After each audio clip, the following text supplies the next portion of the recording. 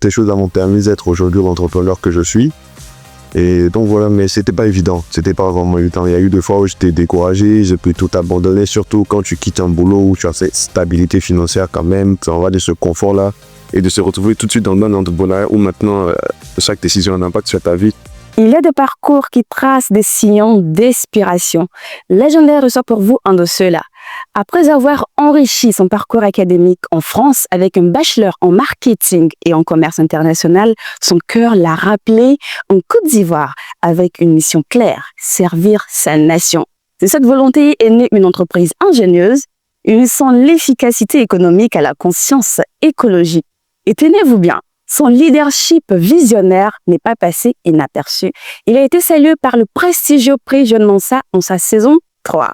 Une reconnaissance de son impact et de son potentiel. Mais son engagement dépasse le monde de l'entreprise.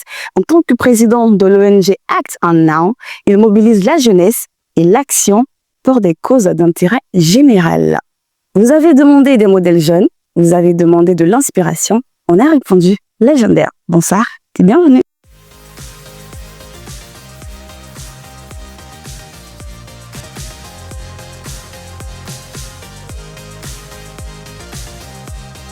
Et s'il y a bien une chose que l'on ne peut ne pas reconnaître à la Côte d'Ivoire, c'est qu'elle est riche de son potentiel naturel.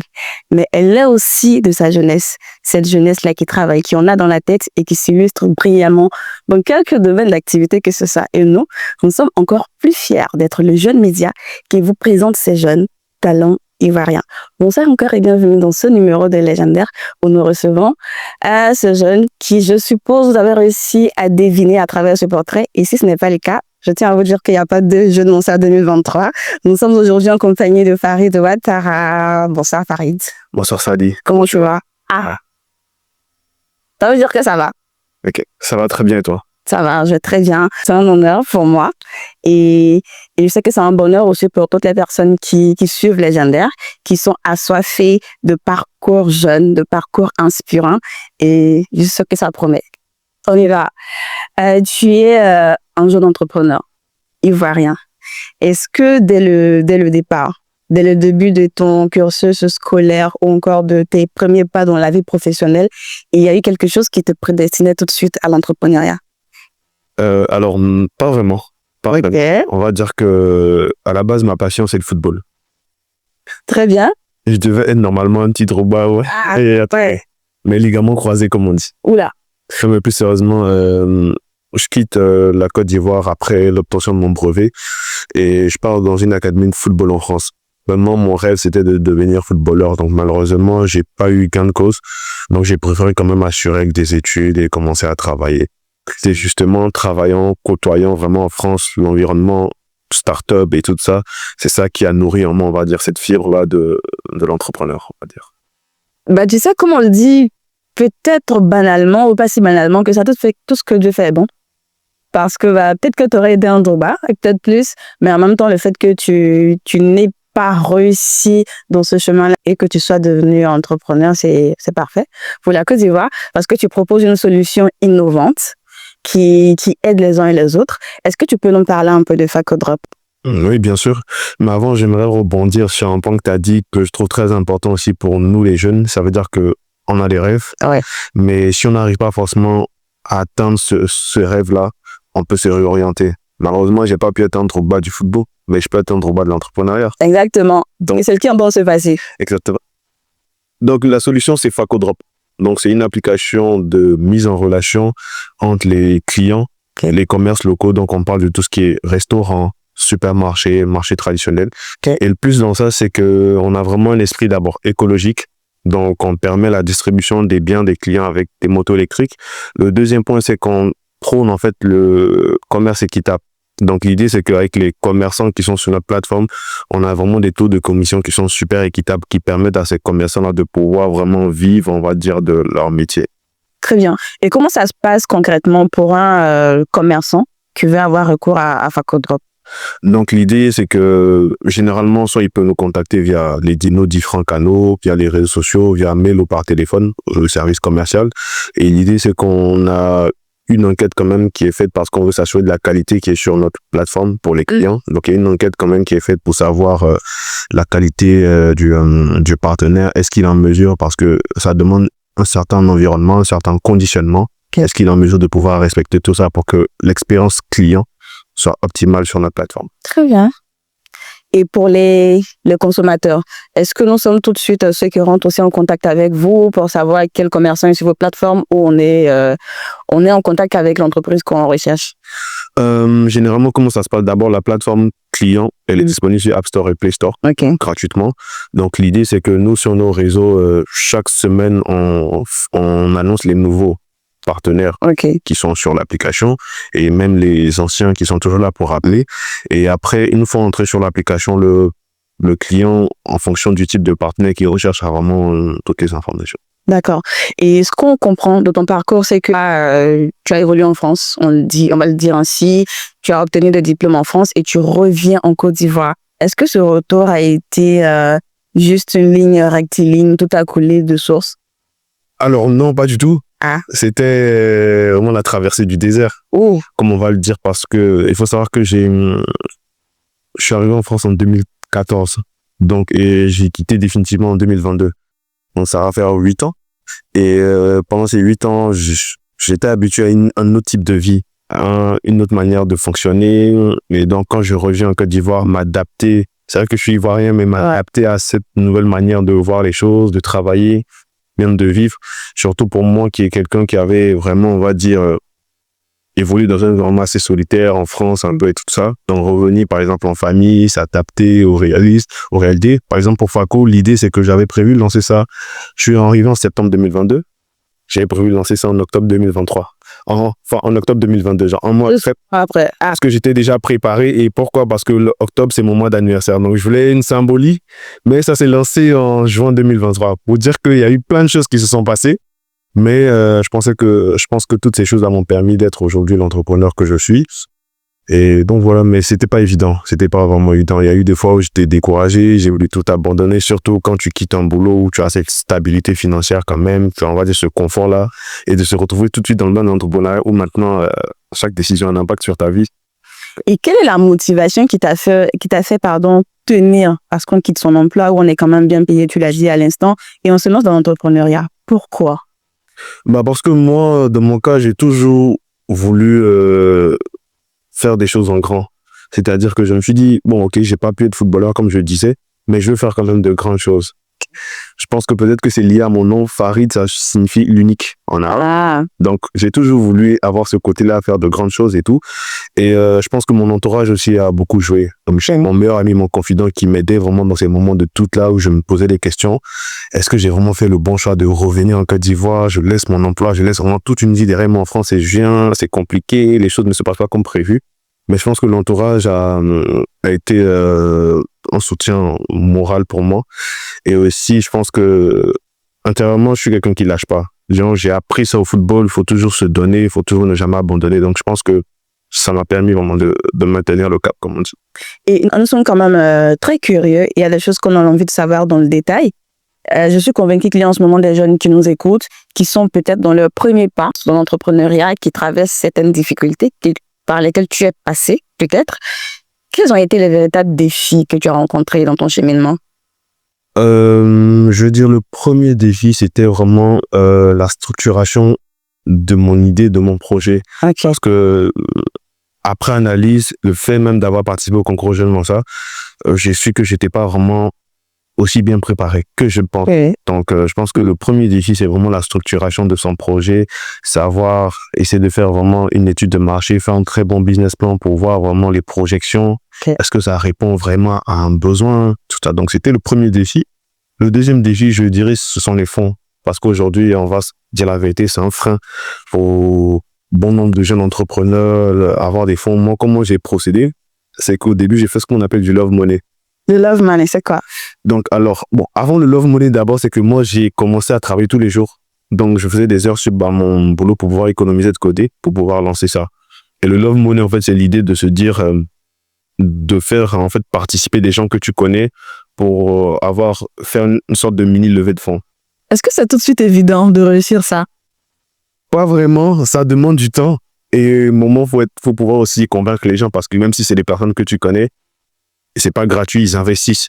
Normalement, ce que je faisais, c'est que j'organisais des petites sessions Zoom de 30 minutes avec au moins 10 personnes dedans où je parlais du projet, voilà. Et je faisais à l'époque les fractions, j'appelais ça les fractions. Donc, c'était des petites parts de l'entreprise que je vendais à 500 euros. Je disais que oui, je montrais ce que ça allait devenir et tout ça. Et certains, j'arrivais à convaincre, certains qui étaient moins convaincus. Mais avec ça, et puis l'argent que j'avais mis de côté, j'ai pu revenir en fin 2022 et pouvoir d'abord lancer, on va dire, la phase pilote de mon projet. Et ensuite, après, tout allait assez vite avec Je ne mens ça et tout ça.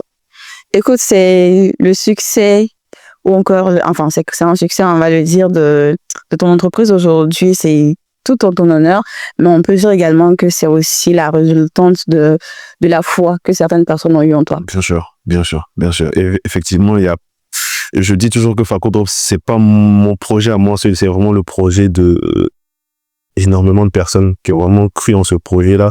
Mais avant de croire au projet, même qui ont cru même, j'étais même pas encore entrepreneur, mon futur entrepreneur que je pourrais être à ce moment précis-là. Je pense à tous ceux qui ont participé à la levée de fonds pour le Love Money ou même les jurys de Je ne mens ça qui me fait confiance durant ce concours-là. Donc, effectivement, c'est des efforts communs. Très bien. On va aborder un autre point de ce qui t'occupe au quotidien. Mais juste avant, est-ce qu'on peut parler un peu de Je ne mens ça? Comment se passe l'aventure Je ne mens ça jusqu'à décrocher le premier prix? Alors, c'est vraiment, je pense que c'est une aventure que je vais raconter même à mes petits-enfants parce que c'est vraiment l'aventure d'une vie. Pour dire vrai, Je ne mens ça comme moi je vois ça sur les réseaux. C'est quelque chose que je connaissais pas.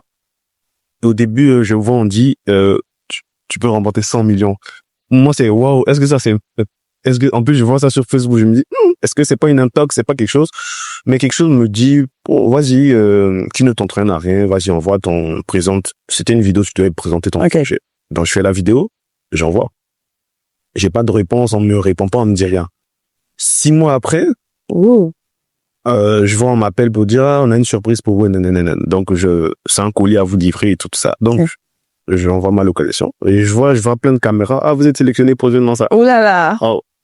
Donc, d'un instant, je me dis, donc le vrai match va commencer maintenant. Et moi, je suis vraiment compétiteur. Dans ce que j'ai fait, dès ce moment précis où j'ai su que je participais, il y avait déjà 2 saisons précédentes. Oui. Donc, au lieu de passer mon temps souvent à regarder des séries Netflix, je regardais les saisons, épisode après épisode. Je notais vraiment tout ce qui était bon, tout ce qui était pas bon. Donc, c'est ce qui m'a permis quand même d'être préparé avant d'arriver. Et puis, je pense que ce que ça m'a appris vraiment sur cette aventure-là, c'est la gestion du stress. La gestion des émotions, parce que bon, tu te dis, tu vas te regarder par des milliers de personnes.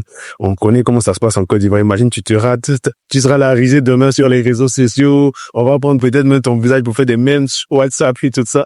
Donc, il y avait un peu ce stress-là. Et bien, vraiment, les jurys nous poussaient vraiment au maximum. Tu présentes ton truc. On te regarde comme si tu disais un peu n'importe quoi et tout ça. Donc, vraiment, c'est la gestion du stress, mais aussi à peaufiner mon business, parce que quand tu parles de ton projet, c'est ce que ça m'a appris dans cette aventure-là. Faut pouvoir faire rêver les gens. Faut pouvoir apporter les gens, enfin, emmener les gens, si tu veux, avec toi dans ce voyage-là. Donc, c'est vraiment ça que ça m'a appris. Et là, il y a beaucoup de choses que ça t'a appris. On le perçoit tout de suite. Et c'est quand même 100 millions. C'est énorme. Je vais quand même poser cette question-là et qui va paraître un peu, mais je la pose. Qu'est-ce qui a changé concrètement après Je ne mens ça? Pour moi ou pour l'entreprise? Pour toi comme pour l'entreprise. Alors, je vais d'abord commencer par l'entreprise. Alors, pour l'entreprise, avec 100 millions, généralement, on se dit tout de suite, tout est facile. Mais je pense que c'est le début même on va dire, des vrais challenges. Parce que, on peut avoir les fonds, mais après, il faut savoir bien les utiliser, il faut savoir comment les utiliser, il faut savoir, parce que c'est comme des investissements, c'est un investissement. Il faut savoir comment l'investir et il faut savoir, attention, ce que peu de gens oublient, c'est un financement. C'est pas un don. C'est pas un don de 100 millions. C'est-à-dire que, à un moment, il va falloir rembourser l'argent. Même si c'est assez sous, mais il va falloir rembourser. Donc, il y a vraiment cette conscience-là de se dire que, faut faire les bons choix. Donc, c'est vraiment ça qui a été le vrai challenge à ce niveau-là, au niveau de l'entreprise, faire les bons choix, pouvoir former une équipe solide, parce que ce que j'ai appris aussi, c'est que on peut pas tout faire tout seul. Oui. Comme dans le football, faut avoir 11. Je fais beaucoup d'exemples sur le Ouais, football. parce que c'est là que tu parles. Exactement. Mais il faut avoir 11 joueurs. Donc, il faut avoir des personnes aussi, il faut avoir des commerciaux, il faut avoir des responsables et tout ça. Donc, on ne peut pas tout faire tout seul. Et surtout, quand tu veux aller très loin, il faut vraiment s'armer, on va dire, de personnes compétentes. Donc, miser sur les bonnes personnes, miser sur la bonne équipe. Et puis aussi, en tant qu'application, on est sur un marché très concurrentiel, donc pouvoir vraiment avoir une application qualitative en termes d'expérience client pour les utilisateurs. Okay. Donc, les défis ont vraiment été ça. Et puis, de ne pas, moi, personnellement, quand j'ai remporté Jeune Monster, c'était en 2023, du coup, j'avais 24 ans. Ok. Donc, un jeune de 24 ans qui remporte 100 millions tout d'un coup. Bon, heureusement, je suis très réservé. Donc, bon, j'ai pas eu vraiment, on va dire, des tentations, des trucs comme ça, mais je pense que c'est surtout le regard des gens. C'est-à-dire que, on te regarde maintenant différemment, oui. Tout ça, voilà, et tout ça. C'est plus, par exemple, le jeune entrepreneur, c'est celui qui a gagné 100 millions et tout ça. Mais sinon, à part ça, je l'ai plutôt bien vécu. Après, un peu surpris quand même que des fois, souvent, des personnes on prend une photo, des trucs comme ça, mais après ça, je pense que je l'ai bien vécu. Et donc, comme tu l'as dit, il y a quelques minutes, l'application est disponible sur les stores, Play Store. App Store et Play Store. Donc, c'est téléchargeable et pour les consommateurs que nous sommes et pour les commerçants qui ont des enseignes, qui veulent collaborer avec FacroDrop. Petite précision, c'est que pour le moment, on n'est que sur la commune du Grand Cocody, comme on dit.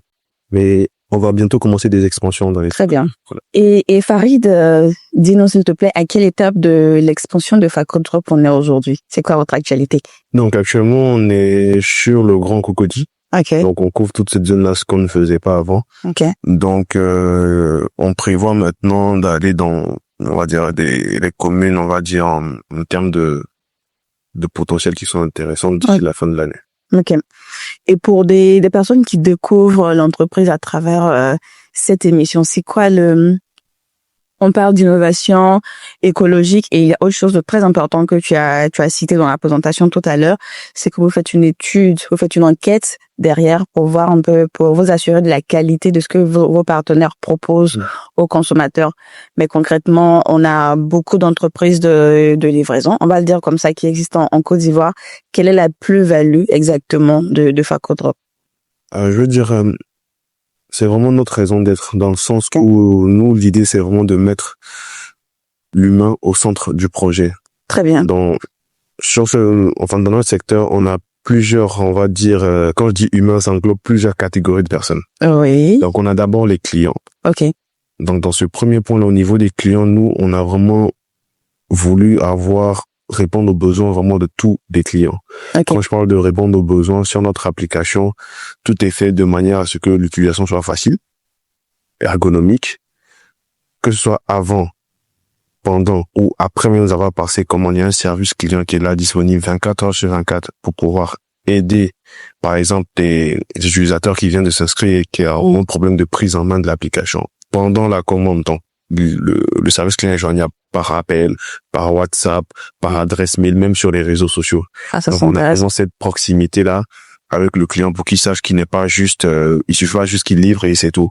On veut donner plus que de la livraison. C'est vraiment un confort de se dire que je peux commander ma nourriture, je peux me faire livrer des colis sans vraiment me soucier de est-ce que ça va arriver dans le bon état, est-ce que ça va. Et les livreurs aussi sont formés à pouvoir vraiment gérer presque tout type de colis qui est livrable par moto. Donc, avec de la courtoisie et du professionnalisme au niveau des livreurs, ce qu'on sait qui est très important et que souvent, malheureusement, certains clients font face à ces nombreux challenges. Deuxième point, je dirais les partenaires. Okay. Donc, les commerces locaux. Donc, à ce niveau, nous, on prend vraiment un partenariat équitable, gagnant-gagnant, où nous, on gagne avec des taux de commission qui sont vraiment très équitables. Okay. Où nous, on est juste dans la mise en relation. Eux, c'est leur métier de faire la nourriture ou de vendre leurs produits. Donc, chacun reste, on va dire, à son niveau. Et on essaye vraiment de leur apporter une ouverture en plus sur, on va dire, le potentiel de clientèle qu'ils pourraient avoir. Au niveau des livreurs qui représentent le dernier pilier, on va dire, de ce marché-là et de notre projet, c'est vraiment cette reconnaissance-là de se dire que aujourd'hui, malheureusement, certains livreurs sont laissés pour compte. Oui. Donc nous, on veut vraiment leur faire comprendre que chez nous, les livreurs on les appelle même les droppers. Ok. Chez nous, les droppers, on va dire, il suffit pas juste de prendre un truc d'un point A pour le mettre à un point B. C'est plus que ça. Ce sont les ambassadeurs d'abord de l'entreprise.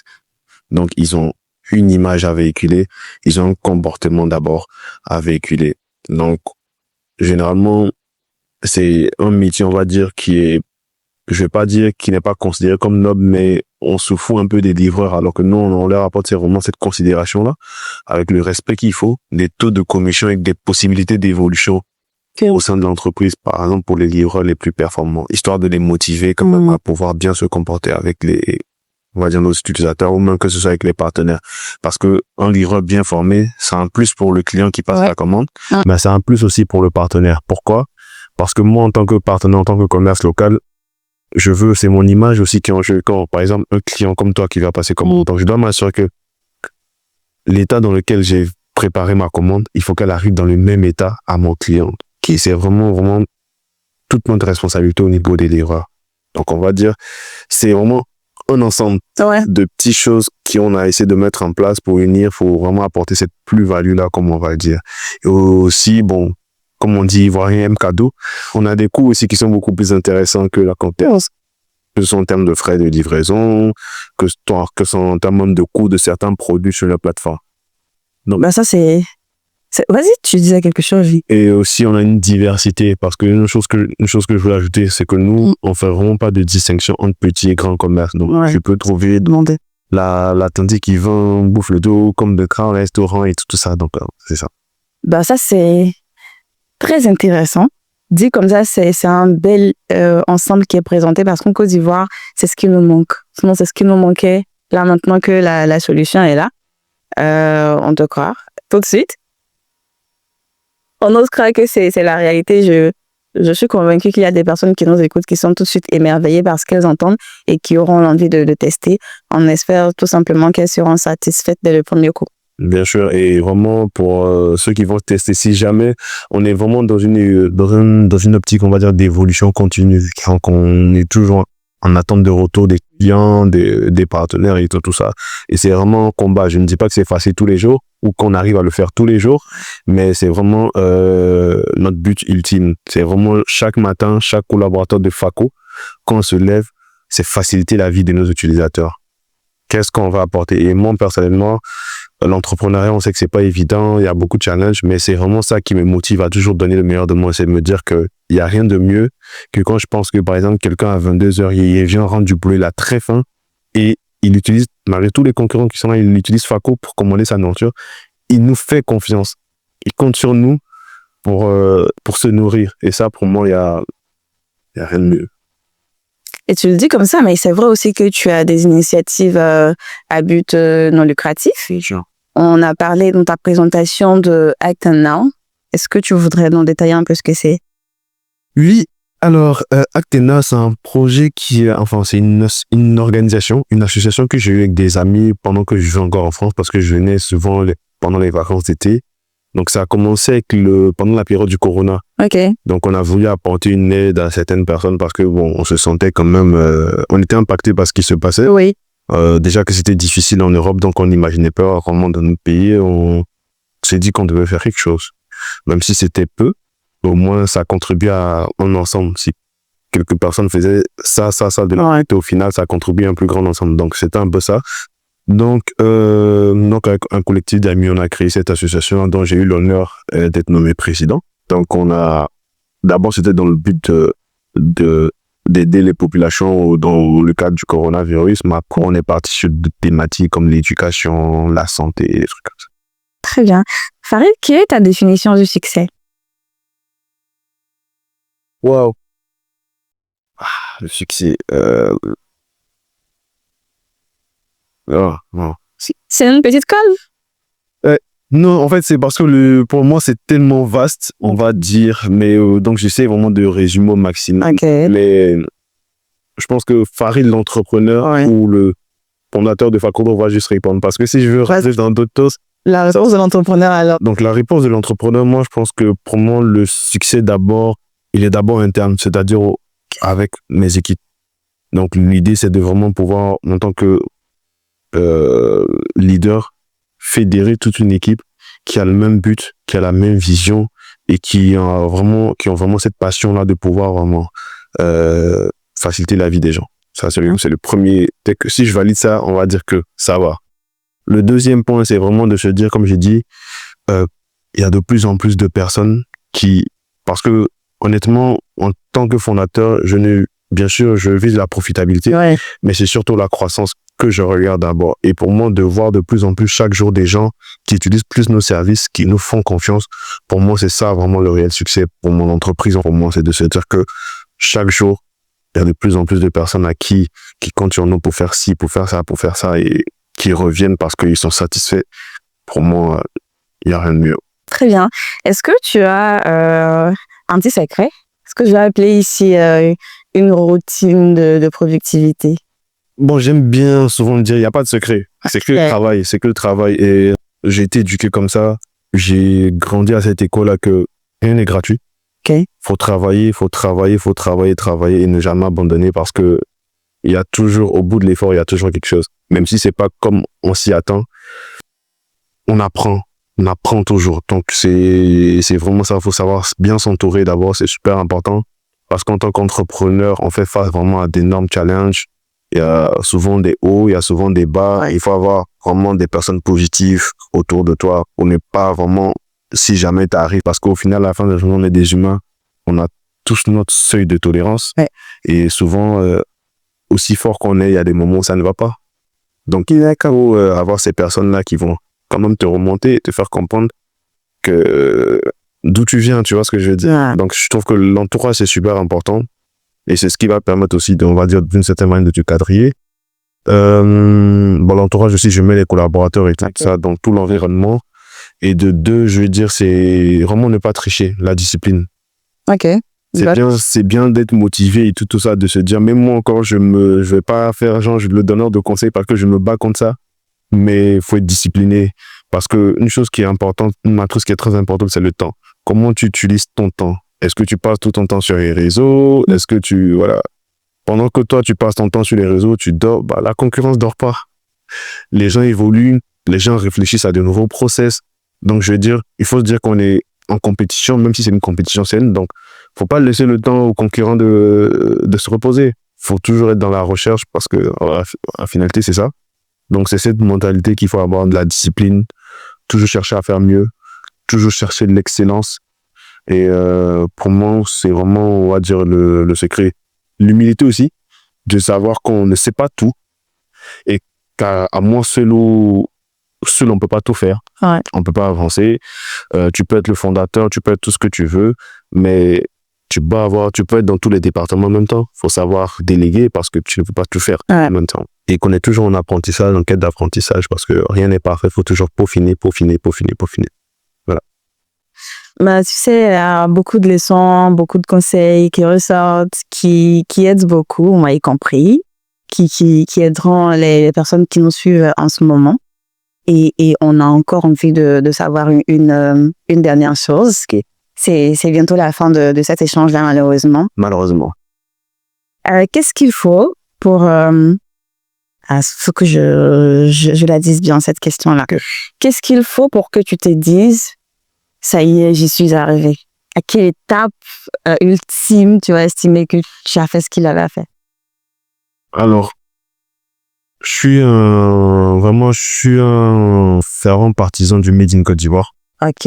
Donc, de ce fait-là, pour moi, ça sera pas vraiment, je vais me dire, mais quand même, là, je vais me dire, on a fait quelque chose. C'est quand on va couvrir tout le territoire. Parce qu'on a des idées d'expansion. On veut même pas s'arrêter qu'à Abidjan. Donc, on veut vraiment pouvoir apporter vraiment cette solution-là à même aux personnes qui sont à l'intérieur et tout ça. Donc, pour moi, quand on va couvrir vraiment tout le territoire, là, je vais dire que vraiment, parce que là, on n'est pas à l'échelle juste d'une seule ville. On va dire Abidjan, mais on est à l'échelle de plusieurs villes.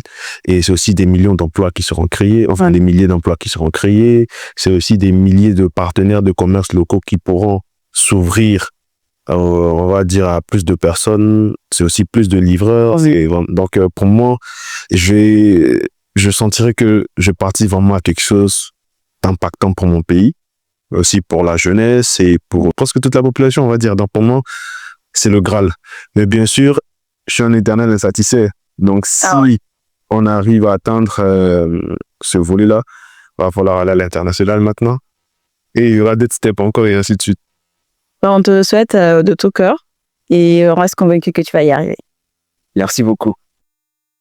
C'est maintenant la fin de Légendaire, c'est terminé pour cette semaine. Merci beaucoup à toi de ce partage généreux et surtout riche que tu as bien voulu faire dans cet épisode. Il y a en ce moment, enfin on l'espère, des milliers de personnes qui nous écoutent, qui s'identifient à toi, qui souhaiteraient faire comme ou peut-être plus que Farid. C'est vrai que tu es très jeune et en même temps très humble. Du haut de ton parcours, de tes accomplissements. Mais qu'est-ce que tu pourrais dire en ce moment? Ta caméra, elle est juste là, en guise de mot de fin à un jeune entrepreneur qui tâtonne en ce moment. D'accord. Ok, bon, avant de commencer déjà, moi, je vais te remercier de l'invitation. Vraiment, que c'est vraiment très louable et tout de ta part et aussi de la part de ton équipe de vraiment pouvoir mettre en place ce genre de contenu là. Vraiment, c'est très intéressant et j'espère qu'en tout cas de nombreuses personnes vont regarder. Et pour ces nombreuses personnes qui vont regarder justement, moi ce que je peux te dire c'est que il faut se dire que faut être patient. Chaque chose en son temps.